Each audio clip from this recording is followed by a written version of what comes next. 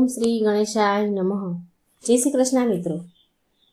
ફાગણ મહિનો ચાલુ થઈ ગયો છે, માટે આપણે ફાગણ મહિનાની કથાઓ સાંભળીશું. અધ્યાય 1. ઓમ ત્રયંબકમ યજામહે સુગંધિત પુષ્ટિવર્ધનમ ઉર્વારુકમેવ બંધના મૃત્યુ મોક્ષીયમામૃતા. ઓમ નમઃ શિવાય. પુરાણોમાં કહેવામાં આવ્યું છે કે ફાગણ મહિનો ભગવાન શિવને સમર્પિત છે તથા ભગવાન શિવને સૌથી પ્રિય શ્રાવણ મહિનો અને ફાગણ મહિનો છે. કેમ કે ફાગણ મહિનામાં જ મહાશિવરાત્રિના દિવસે ભગવાન શિવજીના માતા પાર્વતી સાથે વિવાહ સંપન્ન થયા હતા. પ્રિય ભક્તો, હિન્દુ પંચાંગ કેલેન્ડરના અંતિમ મહિનો ફાગણ મહિનો હોય છે. હિન્દુ સનાતન ધર્મમાં પૌરાણિક માન્યતા છે કે ફાગણ મહિનો ભગવાન ભોળાનાથ, ભગવાન શ્રી કૃષ્ણ, શ્રી ગણેશ અને ચંદ્રદેવની આરાધના માટે ઉત્તમ માનવામાં આવે છે. આ ફાગણ મહિનામાં ચંદ્રદેવનો જન્મ થયો હતો. ધાર્મિક દ્રષ્ટિથી આ મહિનો શુભ માનવામાં આવે છે. ભગવાન ભોળાનાથ માત્ર ભક્તોના ભાવથી જ રીઝી જાય છે. આ મહિનામાં ભોળાનાથની કથાને વાંચવા, સાંભળવા તથા શિવલિંગ પર જળ ચડાવી અને ભગવાન શ્રી કૃષ્ણની આરાધના કરવાથી ધન, પુત્ર, સૌભાગ્ય બધા જ પ્રકારના સુખ પ્રાપ્ત થાય છે. ભક્તોની બધી જ મનોકામના પૂરી થાય છે. વૈભવ વૈષ્ણવ કેલેન્ડરમાં ગોવિંદ એટલે કે ભગવાન વિષ્ણુ આ મહિનાને નિયંત્રિત કરે છે. એટલે કે ચૈતન્ય મહાપ્રભુનો જન્મ પણ આ જ મહિનામાં થયો હતો. ઉત્તર ભારતમાં ફાગણની પૂનમના દિવસે હોળી જેવા મહાન પર્વ મનાવાય છે તથા રાજસ્થાનમાં ખાટુ શ્યામજીનો મેળો ફાગણ મહિનામાં જ ભરાય છે. આ મહિનાની પૂનમના દિવસે ચંદ્રદેવ ફાગણ નક્ષત્રમાં હોય છે, જેના કારણે આ મહિનાને ફાગણ મહિનાના નામથી ઓળખાય છે. આટલું જ નહીં, પણ આ મહિનામાં ભગવાન શ્રી કૃષ્ણના બાળ સ્વરૂપ, યુવા સ્વરૂપ અને ગુરુ સ્વરૂપની પણ પૂજા કરવામાં આવે છે, જેનાથી વ્યક્તિને મોક્ષ, પુત્ર અને જ્ઞાન બુદ્ધિની પ્રાપ્તિ થાય છે. સાથે પતિ પત્નીના સંબંધ મીઠા બને છે. આ મહિનામાં મહાશિવરાત્રિ આવવાથી આ મહિનો અત્યંત પાવન પવિત્ર બની જાય છે. તો પ્રિય ભક્તો, આપણે આજે ફાગણ મહિનાની પહેલા અધ્યાયની વાર્તા સાંભળીશું. આ ફાગણ મહિનામાં સાંભળવામાં આવતી પુણ્ય ફળ આપનારી ભગવાન ભોળાનાથ, પ્રભુ શ્રી ગણેશ તથા ભગવાન વિષ્ણુની કથા તમે બધા ભક્તો શ્રદ્ધા અને પૂરા મનથી સાંભળજો. સાથે ચેનલને સબસ્ક્રાઇબ કરજો, વિડીયોને લાઇક શેર જરૂર કરજો. ચાલો સાંભળીએ ભગવાનની કથા. ફાગણ મહિનાની પાવન પવિત્ર કથા. પૌરાણિક કથા અનુસાર સતયુગની આ વાત છે. એ સમયે બહુ મોટા ધર્માત્મા રાજાનું રાજ હતું. તેના રાજ્યમાં એક બ્રાહ્મણ હતું. તેનું નામ હતું વિષ્ણુ શર્મા. વિષ્ણુ શર્માના 7 પુત્ર હતા અને તે 7 અલગ અલગ રહેતા હતા. જ્યારે વિષ્ણુ શર્માનો વૃદ્ધાવસ્થાનો સમય આવ્યો તો તેણે બધી જ વહુને કહ્યું કે તમે બધા શ્રી ગણેશનું વ્રત કરો. વિષ્ણુ શર્મા પણ આ વ્રત કરતા હતા અને તે ભગવાન શ્રી ગણેશના પરમ ભક્ત હતા અને સાથે શિવજીના મંદિરે રોજ પાણી પણ ચડાવતા હતા શિવલિંગ પર. હવે એ વૃદ્ધ થઈ ગયા હતા. હવે વૃદ્ધ થયા પછી એ દાયિત્વ તેના પુત્રવધૂને સોંપવા માંગતા હતા. તે એવું ઈચ્છતા હતા કે તેની 7 વહુઓ શ્રી ગણેશ ભગવાનની પૂજા કરે અને ભોળાનાથને જળ અર્પણ કરે, જેથી ઘરમાં સુખ, શાંતિ, સૌભાગ્ય બન્યું રહે, તેના પુત્રોનું જીવન સુરક્ષિત રહે. માટે તે તેની વહુને પૂજા કરવા માટે ભગવાન ગણેશનું વ્રત માટે કહેતા હતા.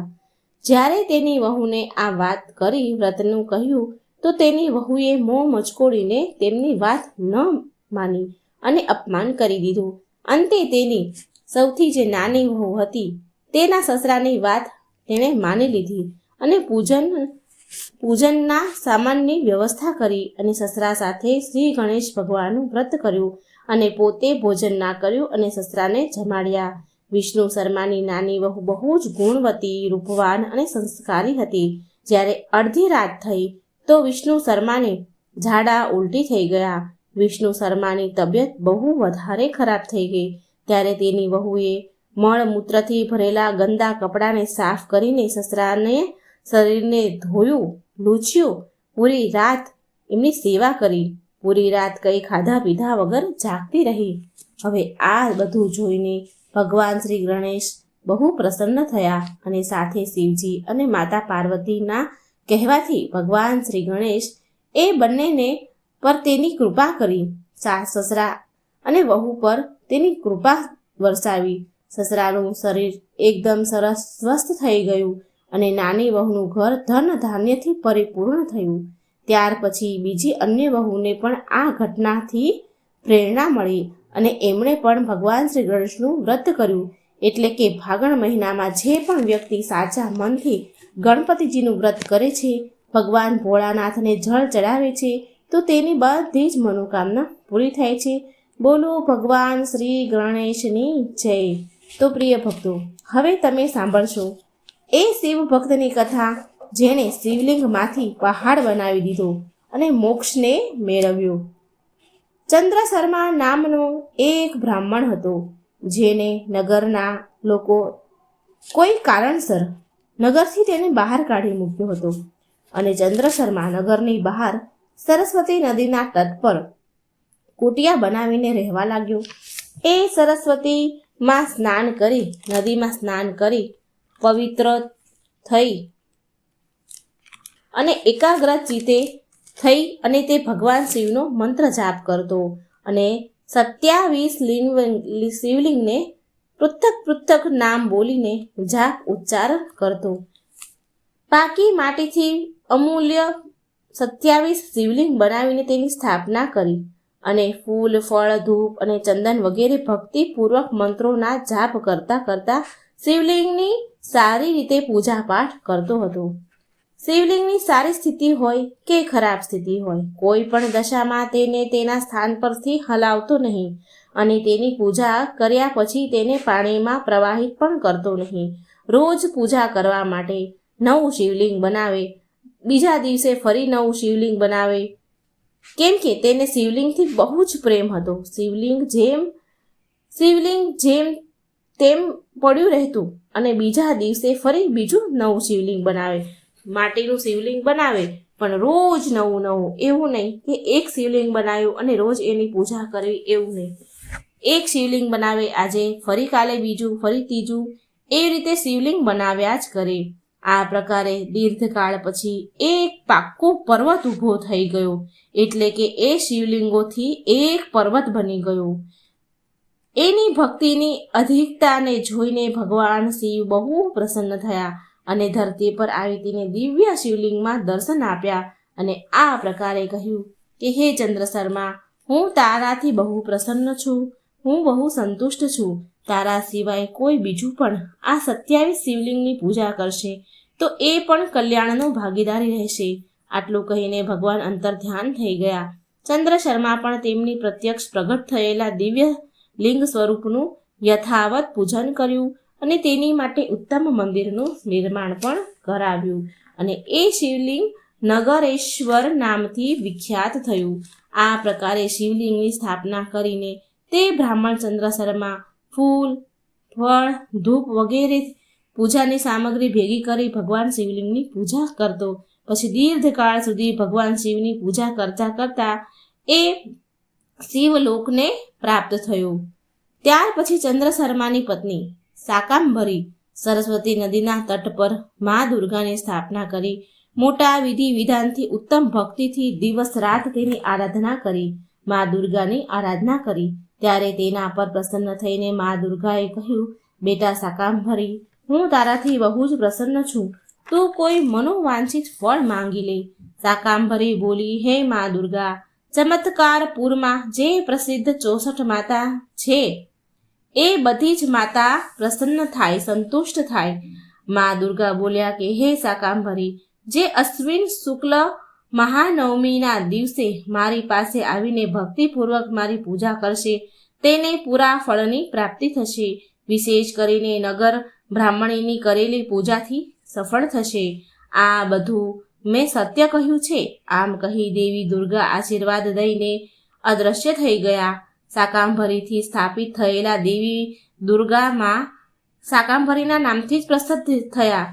ત્યારથી લઈને સરસ્વતીના તટ પર બ્રહ્મા નગર બ્રાહ્મણોનું મહાન સ્થાન બની ગયું અને એ માતા શાકાંભરીના નામથી પ્રસિદ્ધ થયા. આ પ્રકારે ચંદ્ર શર્માની પત્નીથી શાકાંભરી દેવીની આરાધના કર્યા પછી શિવલોકને એ પ્રાપ્ત થઈ. એકવાર પ્રેમથી બોલો, જય મા દુર્ગા. ઓમ નમઃ શિવાય. પાર્વતી પતે હર હર હર મહાદેવ. પ્રિય ભક્તો, આ કથાને પૂરી કરવા માટે સાંભળો ભગવાન વિષ્ણુ ભક્તની કથા. આ મહાત્મય સાથે આ કથા સાંભળવી અત્યંત જરૂરી છે. આનાથી પુણ્ય ફળ મળે છે. ભગવાન વિષ્ણુ કહે છે કે અહંકારના લીધેથી માન સન્માન પ્રસિદ્ધ યોગ્યતા પરિશ્રમ પર ખરાબ અસર પડે છે. જીવનમાં સુખ શાંતિ અને સફળતા મેળવવા માંગો છો તો કોઈ પણ વાતનો ઘમંડ ન કરવું. બોલો હરે કૃષ્ણ. ઓમ નમઃ શિવાય. સાંભળો ભક્તને ભગવાન સાથે જોડનારી તથા મોક્ષ દેનારી આ પૌરાણિક કથા. એક સમયની વાત છે કે દેવર્ષિ નારદના મનમાં એ અભિમાન આવી ગયું હતું કે એ જ ભગવાન વિષ્ણુના સૌથી મોટા ભક્ત છે. નારદજી એવું વિચારતા કે હું રાત દિવસ ભગવાન વિષ્ણુના ગુણગાન કરું છું તો મારાથી મોટો આ સંસારમાં ભગવાન વિષ્ણુનો ભક્ત કોઈ હોઈ જ ન શકે. પરંતુ ખબર નહીં ભગવાન શ્રી હરિ મને મોટો ભક્ત માને છે કે નહીં. આમ વિચાર કરીને નારદજી ભગવાન વિષ્ણુ પાસે ક્ષીરસાગરમાં પહોંચ્યા અને તેમને પ્રણામ કર્યા. ભગવાન વિષ્ણુ બોલ્યા, આવો દેવર્ષિ નારદ, કહો કેમ અહીં આવવાનું થયું? નારદજી બોલ્યા, ભગવાન, હું તમને એક વાત પૂછવા માંગુ છું. ભગવાન વિષ્ણુ બોલ્યા, મેં તમારા મનની વાત જાણી લીધી છે, છતાં પણ તમારા મુખેથી સાંભળવા માંગુ છું. નારદજી બોલ્યા, હે ભગવાન, હું જીવનભર તમારું ગુણગાન કરું છું. હું રોજ હરેક પલ હરેક ક્ષણ તમારું જ ધ્યાન ધરું છું, તમારું જ નામ લઉં છું. તમે મને એ કહો કે શું મારાથી મોટો તમારો કોઈ અનન્ય ભક્ત છે ખરી સંસારમાં? પ્રિય ભક્તો, ભગવાન વિષ્ણુ સમજી તો પહેલેથી જ ગયા હતા કે નારદજી તેની ભક્તિ પર અભિમાન કરી રહ્યા છે. તેમને એની ભક્તિનું અભિમાન આવી ગયું છે, પરંતુ તેના મનની વાત તેમણે છુપાવી અને બોલ્યા, નારદ, આ પ્રશ્નના ઉત્તર માટે તમારે મારી સાથે મૃત્યુલોક પર આવવું પડશે. તમને જવાબ ત્યાં મળી જશે. નારદજી બોલ્યા, સારું ભગવાન, હું તમારી સાથે મૃત્યુલોક જવા માટે તૈયાર છું. ભગવાન વિષ્ણુ નારદને લઈને મૃત્યુલોક પર લઈ ગયા. એમની નારદજી ભગવાન સાથે મૃત્યુલોક પર ચાલતા નીકળી ગયા. ધરતી પર પહોંચીને બંનેએ એક ખેડૂતનો વેશ ધારણ કર્યો અને એક ગામના કિનારે બનેલી એક ઝૂંપડી તરફ ચાલવા લાગ્યા. ભગવાન વિષ્ણુ બોલ્યા, નારદ, એક મારો મોટો ભક્ત અહીં આ ઝૂંપડીમાં રહે છે. નારદજી બોલ્યા, આ તો આશ્ચર્યની વાત છે કે શું મારાથી વધારે મોટું ભક્ત કોઈ હોઈ શકે ખરી? મારાથી વધારે ભક્તિ કોઈ કરી શકે ખરી? શું એ પણ મારી જેમ તમારું ધ્યાન ધરે છે? ભગવાન વિષ્ણુ બોલ્યા, ચાલો જાતે જ જાણી જશો. આમ કહી ભગવાન વિષ્ણુએ ઝૂંપડી પાસે આવ્યા. એ ઝૂંપડીનો ખેડૂત એ સમયે ઝૂંપડીની બહાર તેની ગાયને બાંધી રહ્યો હતો. તેના મુખમાંથી શ્રી હરિ ગોવિંદનું નામ નીકળી રહ્યું હતું. તે ભગવાન શ્રી હરિના નામ બોલતો હતો. ખેડૂતનો વેશ ધારણ કરેલા તે ખેડૂતની પાસે ગયા ભગવાન અને નારાયણ નારાયણ બોલ્યા. તો ખેડૂતે વિનમ્રતાથી પૂછ્યું કે તમે ક્યાંથી આવ્યા છો? મારા માટે કોઈ સેવા હોય તો કહો.